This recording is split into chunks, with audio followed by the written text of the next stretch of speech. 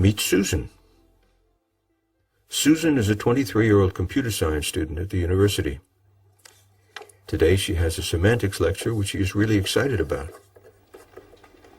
Susan likes to get to the bottom of things, to reach understanding. She often reflects on possibilities, implications, applications, and consequences of what she's learning. Susan is characterized by a preference for deep learning.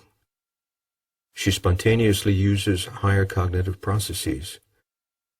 Faced with a curriculum, she basically teaches herself. In fact, we almost cannot prevent her from learning.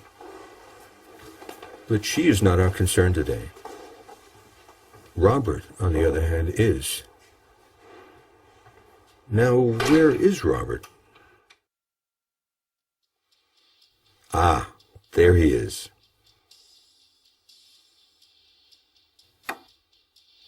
Robert is also a Homo sapiens, same age, also a student of computer science, and also has the semantics lecture today.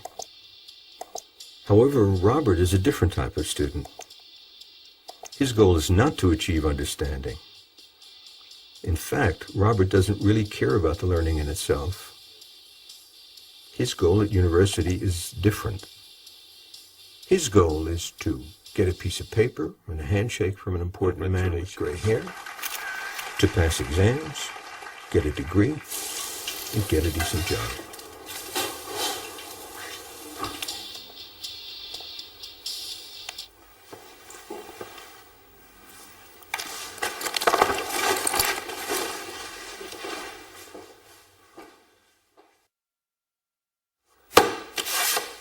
Robert is characterized by a preference for surface learning.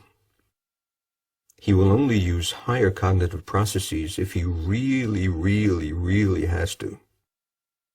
He will cut any corner in achieving his goal with minimum effort. So I'm sure that you can all see that the familiar structure of a finite automaton can easily be interpreted as a labeled transition system where the configurations simply will be the states of the automaton. Let's have a look inside the auditorium to see how Susan and Robert are doing. Arrow, the transition relation, will Let's look a little closer. of the automaton.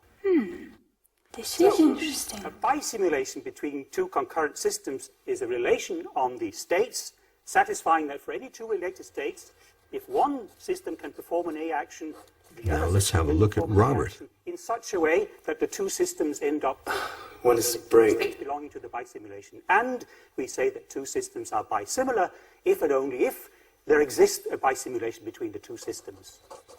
I just give you one example. If you think of a programming Here you might think that Robert is the only one to blame, possible values, that he's the only one responsible for his mediocre gain from the teaching. we can think of But Robert just has a different goal than Susan. structure